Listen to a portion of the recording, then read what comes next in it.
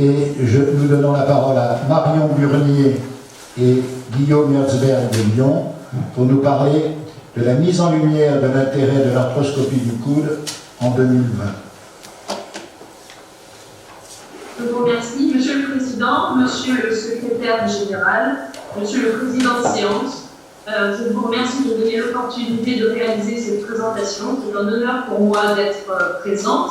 Et après l'organisationnel dévoué aux malades, puis la première publication sur l'adaptation de la technique aux exigences culturelles et sociales en chirurgie pédiatrique, j'ai l'honneur de vous mettre en lumière l'intérêt de l'arthroscopie du coude en 2021. Pour cela, j'aimerais tout d'abord vous raconter une petite histoire qui est la mienne en tant que jeune interne en chirurgie orthopédique à Lyon. Et lors de mon premier semestre en urgence dans le service du professeur Guillaume Herzberg, j'ai eu la chance et l'opportunité d'assister à 3 chirurgies prenant en charge une triade terrible du coude. Comme son nom l'indique, il s'agit de la pathologie traumatique la plus difficile à traiter en chirurgie du coude, et là est né mon intérêt pour cette articulation qui n'a fait que grandir par la suite, puisqu'en passant d'un service de chirurgie programmée, nous avons traité plusieurs patients par une prothèse totale du coude et par d'autres chirurgies, dont l'arthroscopie. Au cours de ma mobilité en chirurgie du membre supérieur en 2017 et 2018, j'ai eu la chance de visiter ces 3 prestigieuses institutions, et notamment le professeur Picio à Hong Kong, dont vous venez de parler, et j'ai pu assister à ces chirurgies exceptionnelles.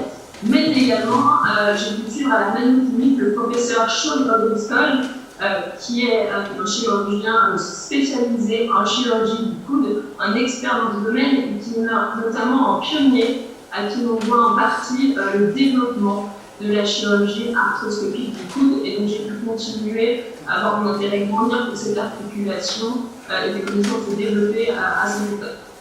Par la suite, donc, maintenant, cette chirurgie du coude représente environ 40% de mon activité chirurgicale et également une grande partie de notre activité scientifique, avec dans la lignée et en parallèle du congrès du poignet qui est mis en place il y a 20 ans par Guillaume Herzberg, la mise en place d'un congrès du coude depuis octobre 2020 qui a été réalisé en virtuel, mais également la présence de webinaires, notamment avec la configuration iTools, c'était une série de webinaires.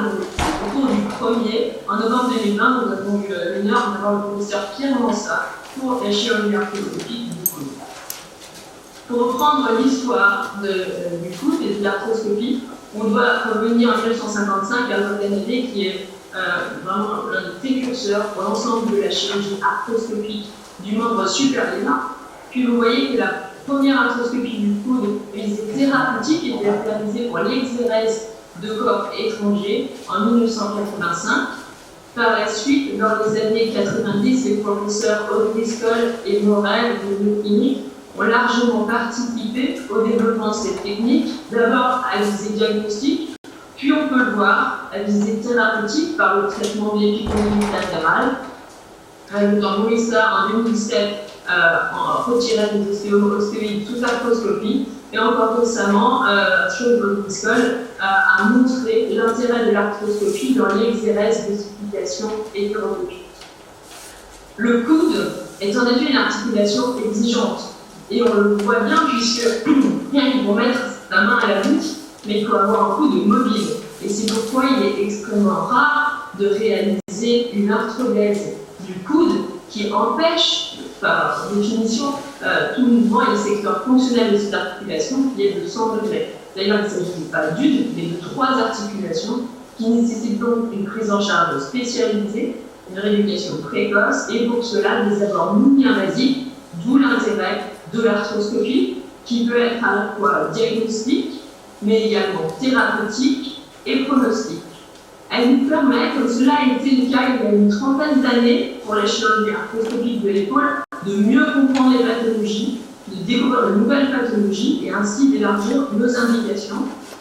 En est la preuve l'article récent de Pierre Mansa dans la revue de chirurgie orthopédique qui définit ces articulations du coude comme une nouvelle articulation individuelle anatomique. On voit d'ailleurs qu'il y a plusieurs indications pour l'arthroscopie du coude. Donc on reprend celle des corps étrangers par laquelle a commencé cette technique pour la chirurgie du coude, mais également des lésions des sportifs. Et on voit de plus en plus d'indications en traumatologie et également d'arthroscopie. Afin de mieux appréhender cette technique, je vous propose de suivre les différentes étapes d'une chirurgie arthroscopique du coude qui se déroule dans la grande majorité des cas en décubitus latéral, permettant ainsi à l'opérateur d'avoir accès aux différents compartiments de l'articulation. Elle est réalisée sous irisation avec le matériel nécessaire de coude. Il est important de pouvoir à la fois fléchir et tendre le coude lors de la chirurgie parce qu'on voit qu'en extension, l'articulation est beaucoup plus restreinte qu'elle ne l'est en flexion, position dans laquelle on va d'ailleurs commencer par injecter du liquide pour permettre ainsi l'expansion de la capsule et donc d'avoir plus de place pour travailler dans cette articulation. Le travail va se faire à la fois au niveau du compartiment antérieur, et vous le voyez sur ces images, on peut avoir un accès complet à l'articulation huméro-radiale, avec une bonne vision également de la capsule latérale, mais on peut également avoir un accès au compartiment huméro-ulnaire, avec une parfaite vision du processus coronoïde qui s'articule en face avec la scopie. Le compartiment postérieur est également parfaitement visible. Ici, on visualise la fossette crânienne ainsi que la pointe du volet crâne. Et on peut également visualiser les différentes gouttières latérales et médiales. L'indication phare, qui est l'ablation de corps étranger, qu'on retrouve lors de séquelles traumatiques ou dans les cas de stéphanodramatose, est responsable de blocage qui est douloureux et très gênant pour le patient. Et on visualise bien ici tout l'intérêt de cette chirurgie mini-invasive comparée à une chirurgie axiale ouverte par des petits corps étrangers qui, lorsqu'ils sont mal placés, nécessitent parfois une grande voie d'abord, alors qu'avec l'arthroscopie, comme on voit dans cet exemple, dans le cas de corps étranger à la partie antérieure du coude, au niveau, on regarde la coronoïde, après avoir fixé le corps étranger, on va pouvoir le retirer simplement avec une pince, et cela au prix de 2 petites incisions qui permettent ainsi d'éviter le risque de raideur d'une voie plus élargie. Un autre exemple est un cas d'ostéochondrie disséquante qui peut provoquer des fragments, c'est une pathologie de l'adolescent ou de l'enfant, et ces fragments vont pouvoir être retirés également sous arthroscopie selon le même principe.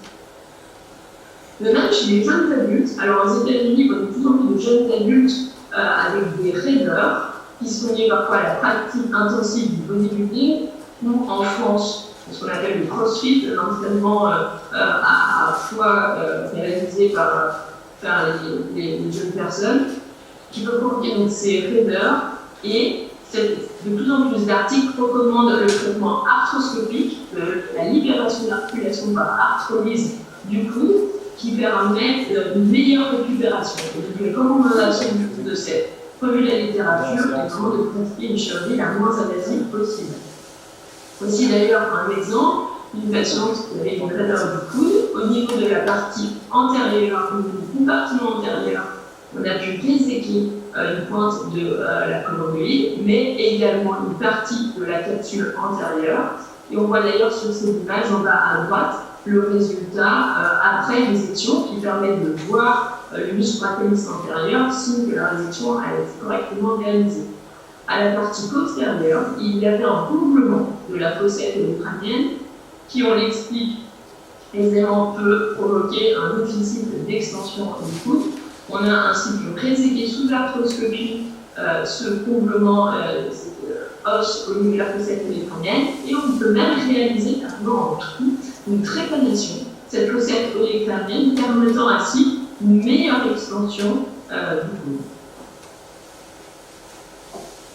Également, dans la polyarthrite rhumatoïde, dans laquelle on a environ 20 à 65% d'atteinte au niveau du coude, on sait que la prothèse du coude, malheureusement, nécessite encore quelques améliorations, puisque lorsque le patient a une prothèse du coude, il peut seulement porter jusqu'à 5 kg de poids. Donc pour ces patients, pour les soulager en termes de douleur, mais également pour leur permettre de gagner des mobilités, l'arthroscopie a également toute sa place, à la fois pour réaliser une synovectomie et également une arthrolyse. Elle a par ailleurs un rôle de valeur pronostique, puisqu'on peut avoir une évaluation plus précise des atteintes cartilagineuses.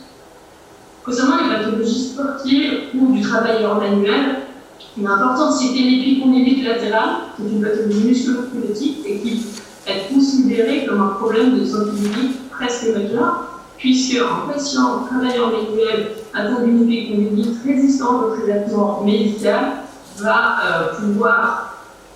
risque d'être absent un certain temps, voire perdre son travail. Et dans ce cas-là, la résection des épicondyliens peut traiter cette pathologie. Et une fois de plus, la littérature nous aide à nous apercevoir que le traitement réalisé sous l'arthroscopie permet de diminuer les douleurs par rapport au traitement acélulier.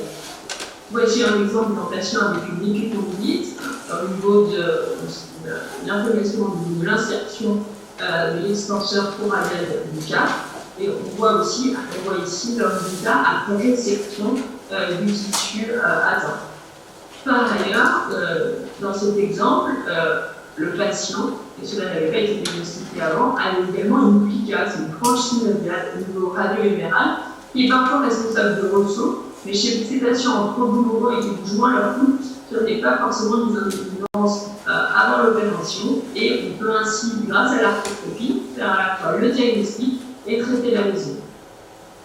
Un autre exemple est celui de l'instabilité postérolatérale. On voit ici le test réalisé au bloc opératoire, qui est souvent plus facile à faire lors de l'examen clinique en consultation, au cours duquel le patient a souvent beaucoup d'appréhension et ne se laisse pas complètement examiner. Dans cette pathologie de l'instabilité postérolatérale du coude, l'arthroscopie a également trouvé sa place par la réalisation d'une plicature ou de réinsertion du ligament à l'aide d'encre, de la même façon que cela est réalisé en chirurgie de l'épaule pour la réinsertion des tendons de la coiffe des rotateurs. L'arthroscopie a également permis de développer l'endoscopie autour du coude. L'un des exemples majeurs est celui de la préparation de lésions partielles du tendon biceps distal. Enfin, l'arthroscopie du coude trouve de plus en plus sa place dans la chirurgie traumatologique. Voici un exemple assez flagrant de l'intérêt de l'arthroscopie du coude pour cette fracture déplacée de la tête radiale, appelée la zone 2 selon la classification appropriée. On voit bien qu'on ne peut pas laisser cette fracture avec ce décalage articulaire, il est nécessaire de la réduire et de la stabiliser. On peut la réduire sous l'arthroscopie par l'utilisation de broches levées et la stabiliser par la suite par la mise en place d'une vis, comme celle qu'il y a ici, voire de plusieurs vis. De l'autre côté du coude, au niveau ulnaire, la pointe de la coronoïde est un facteur important de la stabilité du coude et c'est pour ça qu'il est nécessaire de réduire et stabiliser les structures de cette coronoïde. Une nouvelle fois, cela peut être réalisé sous l'arthroscopie en réduisant le mouvement et le stabilisant par différents matériels, une vis et une broche. Mais on voit bien qu'à ce niveau-là du coude, on a quand même une articulation nerveuse qui est riche et plutôt qu'utiliser des reconstructions 3D américaines, regardons plutôt ce que les professeurs parisiens et lyonnais ont rappelé au début du XXe siècle, ils ont rappelé mieux que tout autre, à savoir la riche anatomie nerveuse autour de cette articulation du coude et qui explique le taux de complications relativement élevées et notamment des complications nerveuses. On voit ici une lésion du nerf médian qui a été faite lors d'une chirurgie arthroscopique, qui n'est pas la lésion la plus fréquente, puisque les plus fréquentes sont celles du nerf ulnaire, suivies des lésions du nerf radial. Cependant, ces lésions peuvent être anticipées et diminuées par deux éléments principaux dont nous avons déjà parlé au début de cette session, à savoir bien planifier sa chirurgie et entraîner les jeunes chirurgiens ou chirurgiens qui débutent dans l'arthroscopie du coude. Concernant la planification de la chirurgie, c'est un travail que nous avons fait à la mairie publique quand nous étions dans le service du professeur Obriscoll. Il y avait quelques exemples de patients, très peu heureusement, qui avaient eu justement des lésions de ce nerf médian lors d'arthrolyse arthroscopique.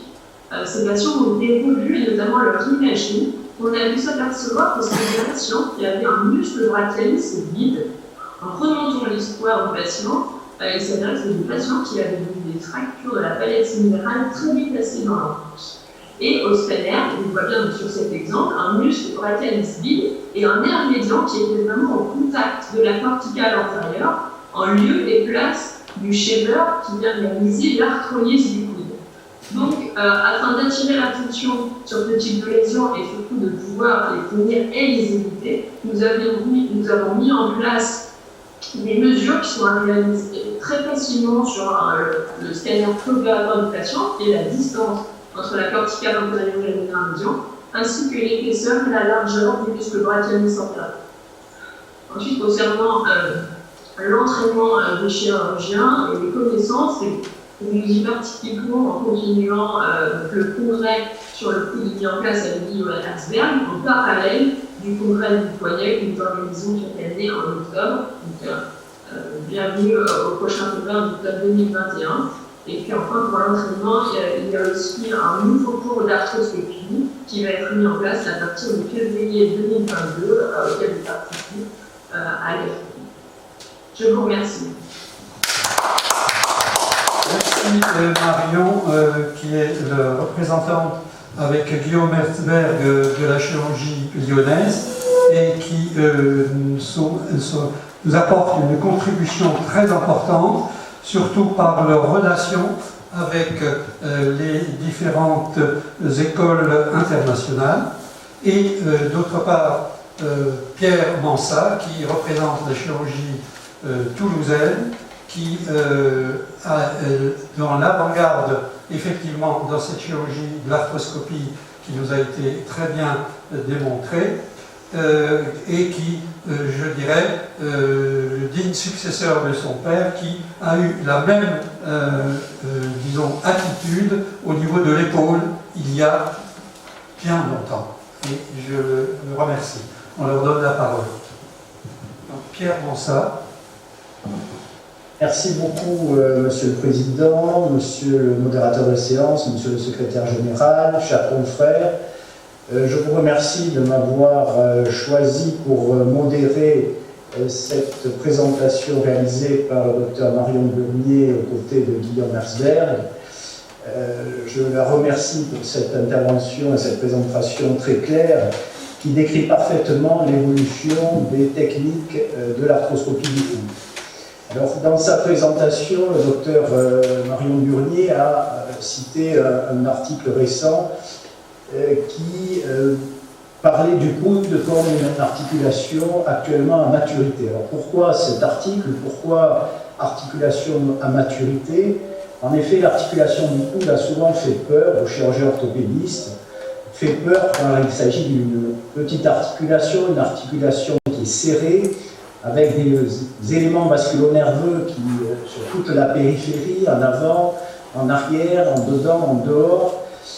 Et c'est une articulation relativement ingrate, car la plupart des traumatismes, voire des chirurgies invasives, ont comme fréquente conséquence une raideur secondaire.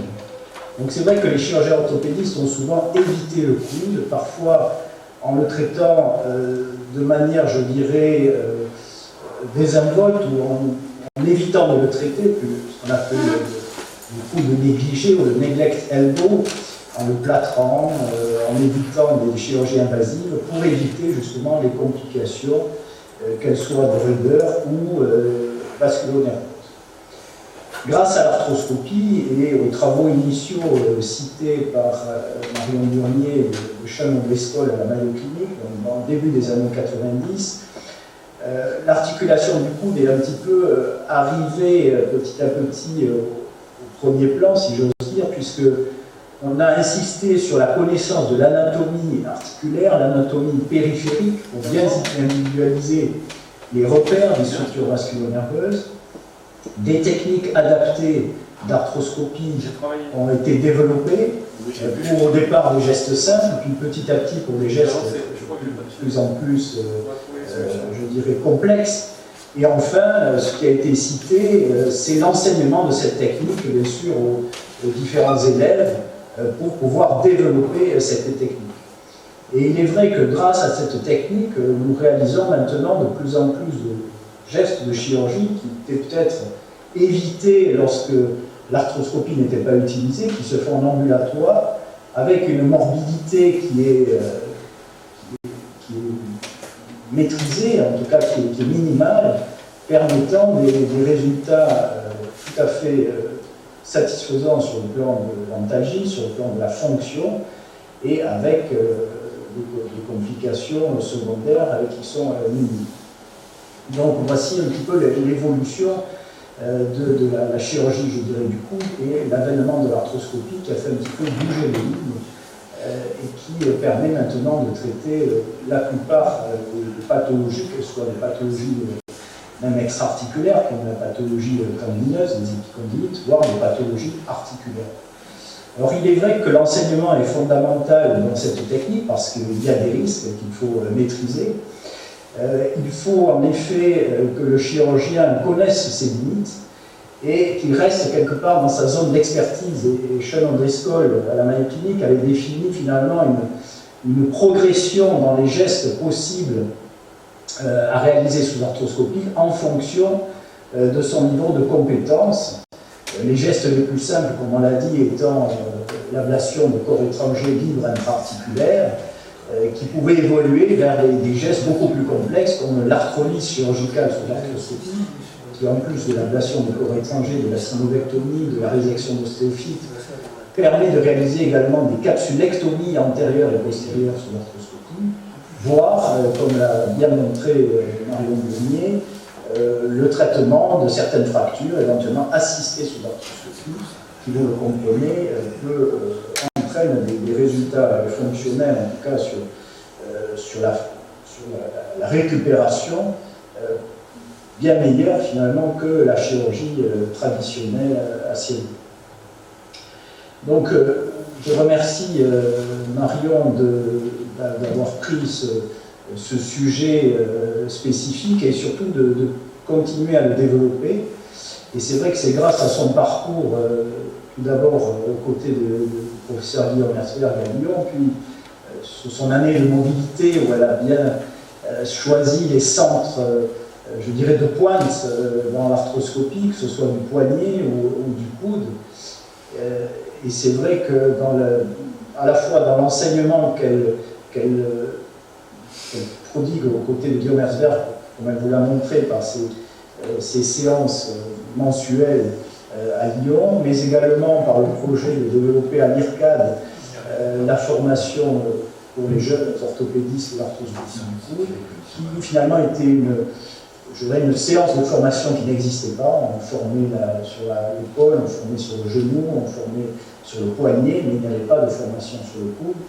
Donc je la remercie de prendre ce sujet, cette technique à bras le corps et de poursuivre son enseignement et son développement.